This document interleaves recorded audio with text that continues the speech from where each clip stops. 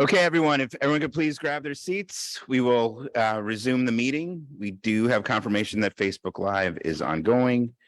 We have left off after public comments. The budget books have been distributed. So please take care to wait until the end of the meeting to begin perusing through them. And we will begin the budget address in earnest now. So good evening, everyone. President John Tate, esteemed members of the City Council, dedicated city staff, and wonderful residents of the City of Racine. Thank you for joining us tonight for the budget address for the 2023 year. Tonight, I am pleased to present to you a budget that prioritizes safety, health, and opportunity. It is a budget that allows us to move forward together. The executive budget that I am presenting you tonight is a balanced budget. It makes no cuts in services, adds 6 additional positions to the police department, keeps our fees flat, is the lowest tax rate in more than 10 years, and reflects the highest dollar amount of new construction in more than 20 years. Budgets that are fiscally responsible help us to ensure Racine's future. While some of our long-term structural deficit concerns remain, the support we have received from President Biden and Governor Evers, mostly through the American Rescue Plan Act, or ARPA, continue to stabilize our budget this year. This would be a very different budget conversation without that support. So the 2023 budget by the numbers, all spending, including utilities, is just over $229 million. The city's general fund budget this year is $86,779,000. The property tax levy is $56,841,000, up 0.6%, in part because of all the new construction. The proposed property tax rate is 13.58 per thousand. When I started as mayor, the rate was 16.93 per thousand. This is the lowest property tax rate in more than 10 years and nearly a 10% reduction in that rate since I took office. Our capital borrowing for city-related projects is now at 44% of what we are allowed to borrow under state law. When I started as mayor, we were at 55% of that capacity. So 5 years ago tonight, on October 17th, 2017, I was sworn in as your mayor. Serving as your mayor is the greatest professional honor of my life. I continue to describe it as the hardest and best job I've ever had. While the challenges we face year in and year out can change, what remains steadfast is the inherent decency of Racine residents who get up every day, go to work, and try their best to provide for their families. It's our job as a city to do everything we can to ensure that everyone lives in a safe and healthy community where families can thrive and succeed. Top of mind in this year's budget is public safety. Gun crime is on the rise across the country, and unfortunately, Racine has not been immune to this trend. The increasing gun violence has been devastating. Neighborhoods are hearing more shots fired, people are getting shot, and in some cases, even killed by those violent acts. In almost all cases we have seen, the shooter and victim are people who know each other. These are not random acts. Rather, they're the results of people using guns, which are sadly widely available in this country to address their problems. While the rise in gun violence is something we are seeing across the country, the Racine community needs a local response. This May, I announced the creation of the Violent Crime Reduction Initiative in partnership with Racine County. This unprecedented collaboration shares resources and information between the city, the police department, the county, the district attorney's office, and Racine Unified. This collaboration has also allowed us to increase arrests, seize guns, and execute more warrants. It also comes at a time when we have seen more gun violence than before. I know there is much more work for us to do so that all of us feel safe in our neighborhoods. But I want everyone here to know that the collaboration between the Racine Police Department and the sheriff's deputies has made a real difference in our ability to address gun crime. Together, we are taking people who commit serious gun crimes off the street. We are prioritizing the most serious crimes, and with the DA's help, achieving more prosecutions of violent criminals. And we are doing the hard work of improving relationships between local units of government, nonprofits, and the neighborhoods we serve to better address the violence at hand. When I started as your mayor 5 years ago today, our police budget was $31 million. Today, it stands at $33,164,000. This budget, with the help of ARPA funds, creates 6 additional police officers. It offers police a 12% raise for the contract currently being negotiated. It uses $350,000 of ARPA funds to stabilize current positions. It allocates an additional $400,000 for overtime on top of the $50,000 overtime allocation we received from Governor Evers. It invests in recruitment efforts to fill vacancies. It continues our youth employment program and our police cadet program to give young people the opportunity to work at the police department. It establishes the Safe and Sound program to do community outreach and crime prevention through the COP houses. It creates an office of crime prevention. It invests in cameras, streetlights, and acoustic equipment to pinpoint where crime occurs. It continues to invest in body-worn cameras and other technology to allow the public to better share information with the police. It invests in training and coordination with nonprofits and other local units of government. It also invests in nonprofits working to prevent crime and create economic mobility. You will see on the agenda later tonight funding from ARPA and CDBG to invest in Racine Vocational Ministries, Great Lakes Civilian Conservation Corps, First Choice Pre-Apprenticeship Training, Big Step Pre-Apprenticeship Training, Legal Actions Driver's License Recovery Program, and the Racine Literacy Council. So I have looked into the eyes of mothers who have lost their sons to gun violence. I have seen the anguish on the faces of family members trying to understand how it could be that their daughter or sister or granddaughter was shot.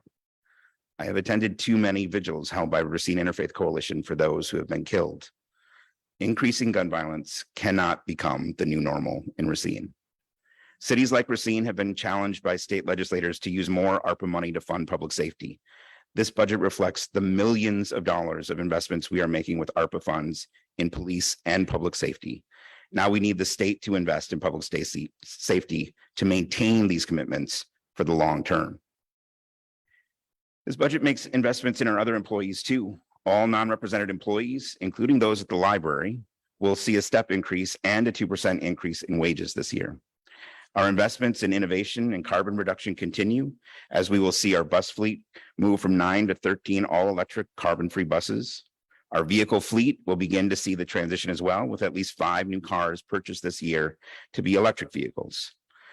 We've also seen increased costs in gasoline, statutorily required master plan updates, and waste collection. At the suggestion of one downtown business, we are increasing the value of the facade grants from $10,000 to $12,000, and we are extending the facade grants now to include downtown and uptown. This budget continues our focus on creating opportunities for city residents to grow and thrive. Our Grow Racine initiatives make unprecedented investments in city residents and their futures. My budget includes continued funding for these innovative Grow Racine efforts, which are already demonstrating incredible results and transforming residents' lives. Just for example, the Racine Financial Empowerment Center in less than 2 years has already helped 280 city residents eliminate more than $375,000 in personal debts, increasing their savings by more than $83,000 and increasing their credit scores, sometimes by as much as 100 points. This free city service, run in partnership with nonprofit Housing Resources Incorporated, is helping residents achieve their financial dreams. My budget includes funding to strengthen the FEC and ensure its strong future as a core city service moving forward. We launched Grow Racine Scholarships in late May to help adult city residents obtain their high school diploma in partnership with the Southeast YWCA. We know that high school diplomas are the key to unlocking higher paying jobs and post-secondary education and training. In the last year, more than 100 adult city residents earned their high school diploma through YWCA's effective program, and 128 residents are currently actively enrolled. Our efforts have created the largest adult HSCD program in the state, and we're just getting started. We also started Grow Racine Scholarships to help City Racine residents gain access to family supporting careers in the construction and building trades. Already, nearly 24 city residents are working to complete pre-apprenticeship training programs offered by our partners at Big Step and First Choice Pre-Apprenticeship, and several have already graduated from the program. Additionally, we launched the City of Racine Youth Employment Program, which provided an 8-week paid employment opportunity throughout city government for local youth ages 16 through 24. In its first summer, 36 young people worked along city-side staff in all departments, including police and fire, helping to strengthen their employment skills and building the pipeline of diverse city residents to become the city's future workforce. My budget continues funding for this incredibly successful effort, which next year will include the creation of year-round youth paid internship opportunities. Lastly, my budget also continues funds for community outreach central to these Grow Racine efforts. For the first time, the city has an outreach specialist to attend and organize community events and strategically spread the word about all the city's resources and programs. We are collaborating with community partners and connecting directly with residents more extensively and creatively than ever before. This budget builds on and reflects the work we have done collaboratively with you, the council, to address the inequities in our community. It is my belief that creating economic opportunities for residents reduces crime, and that reducing crime will increase economic opportunities for our residents. Some have argued that this approach to the city budget is flawed, that we need to pick one or the other. I disagree. I think we need to do both. I think it is through this commitment that we build safe and healthy neighborhoods where families can thrive and find opportunities to grow. It is by doing both and that we can begin again the work towards what King called the beloved community. I want to conclude by thanking staff, city staff in particular, whether they are police staff who keep us safe under extraordinary circumstances, the fire department who rushed into dangerous situations to keep us safe, and the extraordinary staff that have been here putting this budget today. You saw just before the meeting started working long hours to make sure that we have the resources that we need, whether it is the person who picks up our garbage on a weekly basis or the person who's at the clerk's office to help you with early voting or to pay your taxes. Those are the services that we can rely on day in and day out. It's the opportunity to go to our public health and get a booster shot. It's the opportunity to get the building permit for the program that you want to do in your home. This all relies on real people doing really great work, and it wouldn't happen without them. So I'll conclude tonight by thanking you, wishing everyone Godspeed, and good night.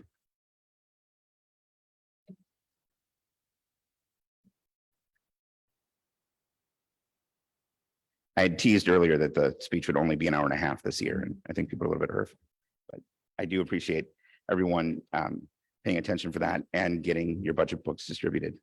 So we now move on to the committee reports. The first committee report is the Finance and Personnel Committee. Alder Taft, did you have any items for separate consideration?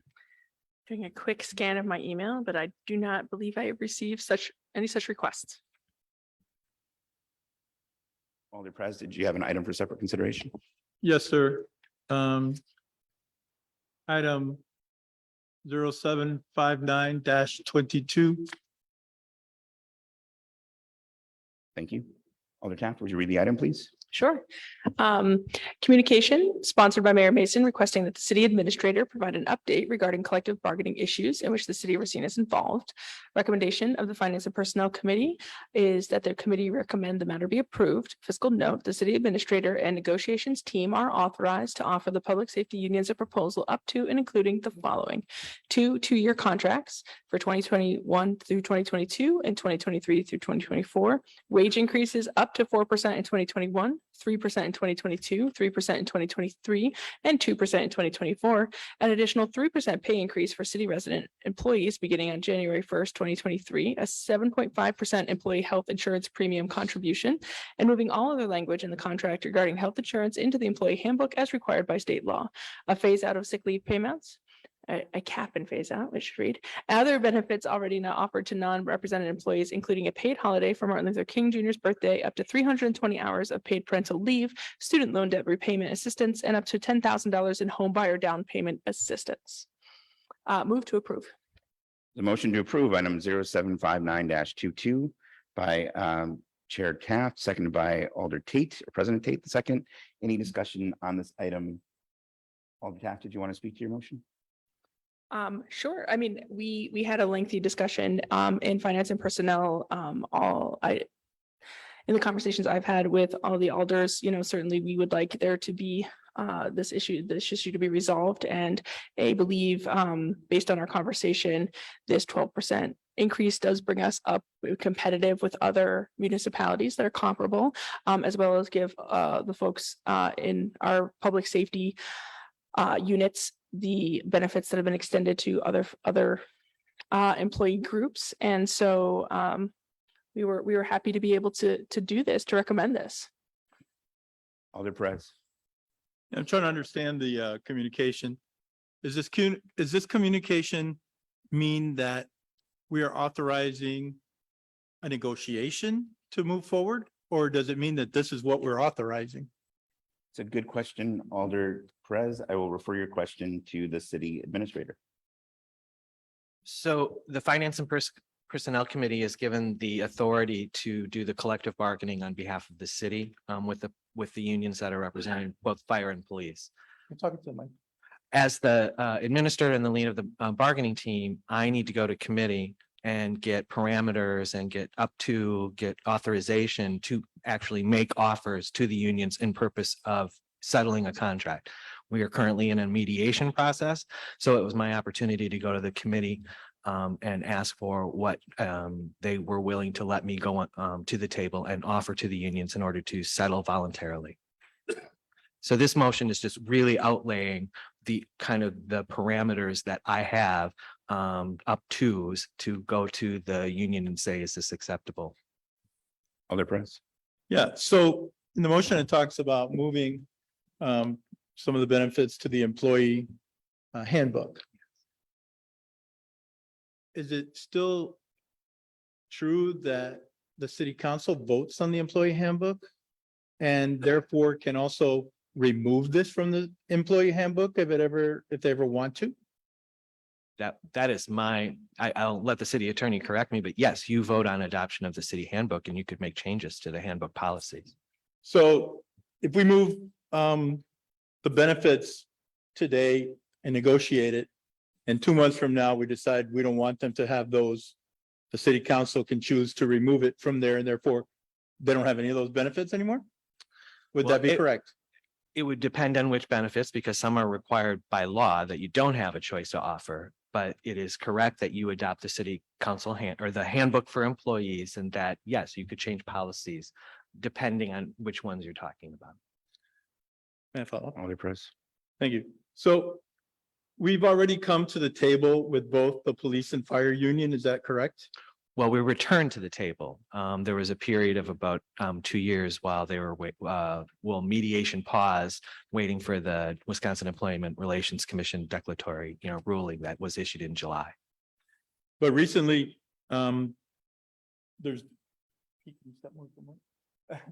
recently there's been negotiations to try to offer this to the unions to see their response. Is that correct? Yes. So have both unions denied this so far? I don't want to get into, that would be kind of a violation of their rights to say what their actions were being. I'm Okay. really only here to make public what the city's offer to them will be, which is perfectly appropriate. So do we do that with the intent of shaming them so that the community believes that this is such a great deal, and if they turn it down, I mean, why are we bringing this to in the open at this point if neither one of them have agreed to it? I guess I would say, no, I'm not trying to shame anyone. That's not the intent. The public nature of the authorization is that it was done in open session. This is our comparables. The rest of it has already been adopted and could be found in our budget. Therefore, also our non-rep employees have all these benefits that were listed at the bottom. It's public knowledge. I saw no reason for strategic reasons to keep it. Okay, thank you. Any further discussion on the item? Alder Pete. Thank you, Mr. Mayor. I seem to have heard some confusion here. I would look at it this way. What is being presented tonight are additional bargaining tools that the administrator has. Nothing has been presented, or what has been presented has nothing to do with these particular items, is my understanding. Yeah, I guess I'll ask maybe the city attorney or the city administrator to comment just procedurally where we are. This is not what we're bringing forward, what might be called a tentative agreement between labor and management. What you have before you is what the administrator presented to the Finance and Personnel Committee to get authorization to take to the table. So I don't want people to think that this is what the final offer is, or this is what the tentative agreement is. This is just under our ordinance, the way the bargaining process works through Finance and Personnel. Alder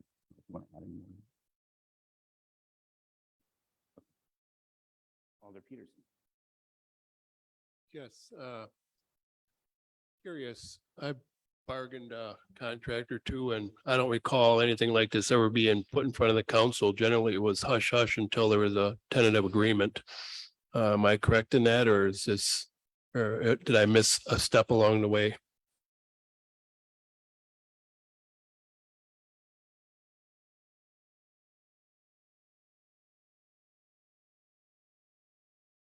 I bargained many dozens of contracts over the years too. The Finance and Personnel Committee is always involved in setting parameters for the bargaining team that exists by ordinance. It's required. I don't specifically recall another occasion where the specific parameters of a bargain were presented to the common council like this before approval. I can't say for sure it hasn't happened. I don't recall one, Alderman. Okay, so as a alder voting on this, is this saying we agree with this being the cap? I mean, again, this is an update on what F&P has authorized the bargaining team to bring to the table. Right. Like I said, I've never seen this before. That's why Can I answer? I don't quite understand it. Administrator Warhol.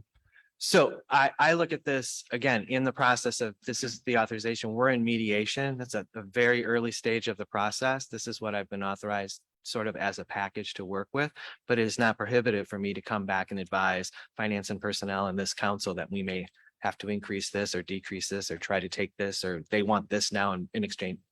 It's just the beginning of the process. It gives me a starting point. Thank you.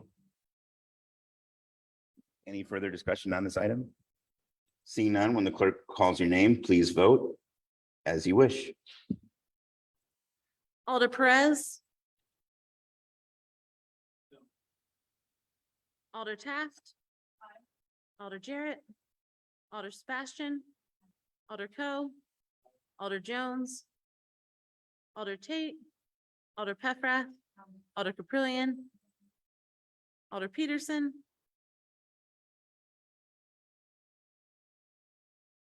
Alder West. Alder McCarthy. Alder Pete. Alder Land. 11 ayes, 2 noes, 1 abstain.